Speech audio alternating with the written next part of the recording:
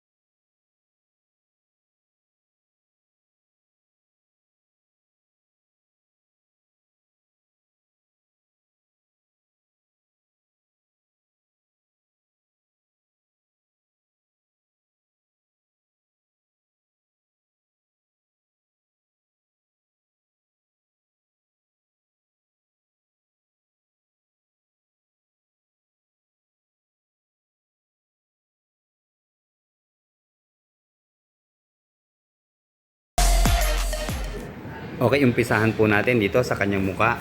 Bali naka LED projector headlight na po siya, kaya very powerful and aggressive po ang kanyang ilaw na sigurado magbibigay po sa atin ng clear view sa kalsada, lalo na po sa gabi. Sa totoo lang po, nakaka-intimidate yung kanyang karakter. Oh. Parang robot, kaya lang hindi ko maintindihan kung Autobots po ba to o Decepticons. Then naka upside down fork po ang kanyang front suspension. Isa po ito sa special feature ng Yamaha MT-15 na magbibigay sigurado sa atin ng progressive suspension and responsive control. Kumbaga, smoothness lang ang ating mapipil. Hindi tayo nagwo-worry na merong lalago to. Kaya, advantage po talaga kapag tayo po ay naka-inverted fork. Then, yayamanin ang dating dahil dito po sa kulay gold na suspension. Then, naka-hydraulic single disc dito po sa kanyang front brake na meron pong sukat na 267 mm. Sa kanya naman pong front tire, ginamit po ng IRC tubeless na may sukat na 110 by 70 by 17. Then of course, size 17 po ang kanyang mag wheels dito sa front na mayroon pong kulay na glossy black. Okay, i-check naman natin itong kanyang tail light. Ayan, bali LED na rin po siya. Although maliit po siya, pero dahil LED nga po, malakas po ang liwanag dito. Okay, dito naman po sa kanyang turning signal ay bulb pa rin po ang ginamit. Okay, napansin ko sa kanyang rear tire, medyo malaki ho. Bali may sukat po na 140 by 70 by 17. Yan, IRC tubeless po, made in Indonesia. Then napansin ko may clearance pa siya. Ayun, pwede pa ho ito magpalit ng size 150 para sa mas malapad na gulong. Then sa kanya naman pong rear brake, bali naka-hydraulic single disc na may sukat po na 220 mm. Then pagdating po sa iba't ibang klaseng kondisyon ng ating kalsada, magbibigay po ng effective spring damping itong kanyang swing arm link suspension. Okay, hindi lang po sa kanyang dynamic design and aggressive looks, high performance motorcycle po ang Yamaha MT-115. Nga pala mga ka-riders, itong initial na MT stands for Master of Torque, kaya alamin natin yung kanyang performance at engine. Liquid cooled, 4-stroke, single overhead cam, 4 valve, single cylinder, 155cc ang kanya naman pong displacement, and then fuel injected na rin po ang kanyang fueling system with maximum horsepower na 14.2 kilowatts at 10,000 RPM, and with maximum torque of 14.7 Newton meter at 8,500 RPM. Kaya malupit po talaga itong si MT-15 155cc. Okay, dito naman po sa kanyang inverted LCD meter panel, wala lang pong battery, pero dito po nakadisplay yung kanyang bar style display para sa RPM, temperature, fuel level, speedometer at yung pong shift timing light. Okay, dito po ang kanyang starting system. Wala na po itong kickstart. Bale yan, pag pinush po natin pababa, yan po yung kanyang electric starter. Then pataas po, yun naman po ang kanyang kill switch. Okay, check naman natin yung sa kanyang mga switches and button. Dito po sa left side, nandito po ang horn, and then yung kanyang high beam, low beam, and then yung kanyang pong turning signal, left and right, and then dagdag po sa kanyang safety features. Nandito po sa harapan yung kanyang passing light. 10 liters po ang kanyang full tank capacity, and then meron po siyang fuel consumption na approximately 45 to 50 kilometers per 1 liter, and then sa top speed umaabot po ng 130 kilometers per hour. May kasama pong secured shutter key yung kanyang ignition, tamang-tama pagdating po ng rainy season. Ugaliin po natin na nakasara para hindi po pasukin ng tubig. Nasa 155mm ang ground clearance ng MT-15, and then sa kanyang seat height meron pong 810mm na taas, kaya expect na natin nakatiyad po tayo dito, lalo po sa mga average height na Pinoy. Okay, bago tayo sumakay, check muna natin yung kanyang futuristic na graphics at decals. Okay, dalawang kulay lang po ang available dito sa MT-15. Meron po siyang Tech Black at Science Store. Okay, sakay na tayo sa kabayo.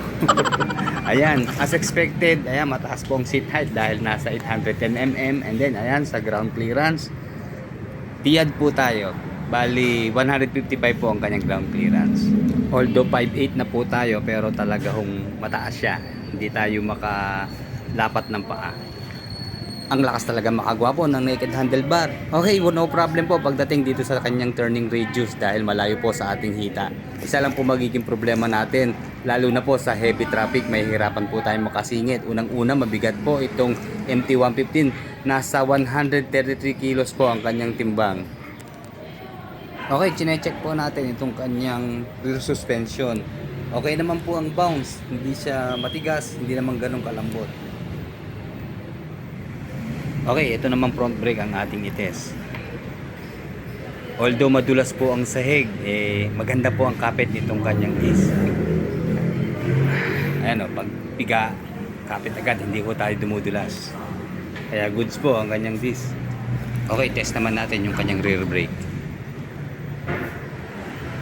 Okay, mukhang mas matigas po o mas makapit ang kanyang disc dito sa likod. Siguro i-adjust na lang, gawin na lang pareho para swabe po ang brake system niya.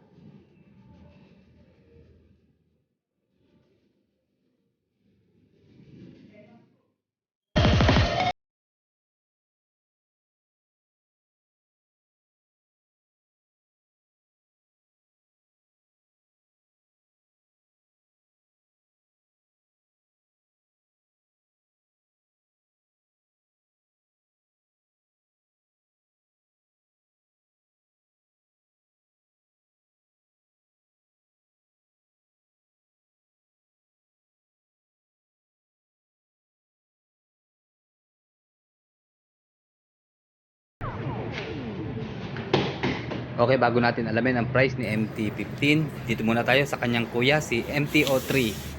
Mukhang ito na po ang totoong Decepticons. Ang sulit ng itsura ho eh. Okay, bali nasa 254,500 ang cash price nitong Yamaha MT-03. 350cc na po ito. Then yung isa pa niyang kapatid nasa likod, ayan po si Yamaha TFX 150. Okay, i-update ko lang kayo sa kanyang price dahil ito po ay pang sports bike din, kaya medyo mataas po. Ayan, 142,900.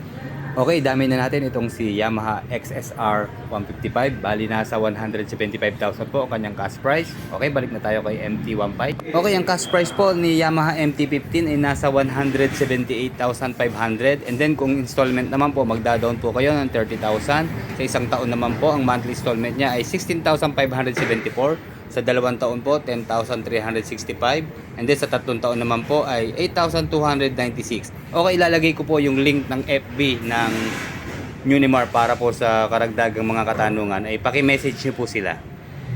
Okay, hanggang sa muli mga ka-riders. Like, comment, and subscribe sa ating channel. Maraming salamat po sa panonood.